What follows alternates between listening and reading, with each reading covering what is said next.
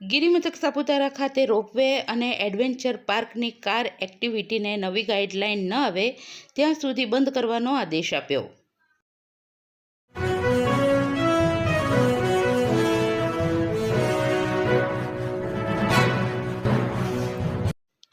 Rajkot game zone અગ્નિકાંડને લઈને ડાંગ જિલ્લા વહીવટીતંત્રની ટીમે ગિરિમથક સાપુતારા ખાતે રોપવે અને એડવેન્ચર પાર્કની એક્ટિવિટીને નવી ગાઈડલાઇન ન આવે ત્યાં સુધી બંધ કરવાનો આદેશ આપ્યો છે. ગિરિમથક સાપુતારા ખાતે 2 જેટલી એક્ટિવિટીઓમાં સેફટીના નિર્દેશનોમાં વિસંગતતા આવતા સંચાલકોને નવી શોપ મુજબ એનઓસી મેળવ્યા બાદ જ આ એક્ટિવિટી શરૂ કરવા માટે અનુરોધ કરવામાં આવ્યો છે. રાજકોટ અગ્નિકાંડને લઈને નિમાયેલી રાજ્યકક્ષાની કમિટીએ સાપુતારા ખાતે સતત બીજા દિવસે ચેકિંગ હાથ ધર્યું હતું. અહીં 2 એક્ટિવિટીઓમાં વિસંગત દેખાતા એનઓસી લઈ ચાલુ કરવાનો આદેશ આપ્યો છે.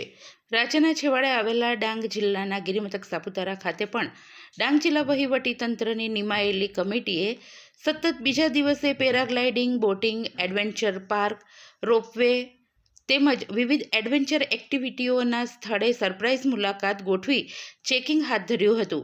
ડાંગ જિલ્લા કલેક્ટર મહેશ પટેલના માર્ગદર્શન હેઠળ પ્રાંત અધિકારી સાગર મોવાલિયા, સાપુતારા ચીફ ઓફિસર મેહુલ ભરવાડ, નાયબ પોલીસ અધિક્ષક શ્રી એસજી પાટીલ, નાયબ મામલતદાર PV Parmar, PSI NZ Bhoya, fire safety officer Gadhvi, જીઈબીના નાયબ કાર્યપાલક ઇજનેર પવાર સહિતના અધિકારીઓએ સાપુતારા ખાતે paragliding, boating, ropeway, adventure park સહિતની મુલાકાત લીધી હતી.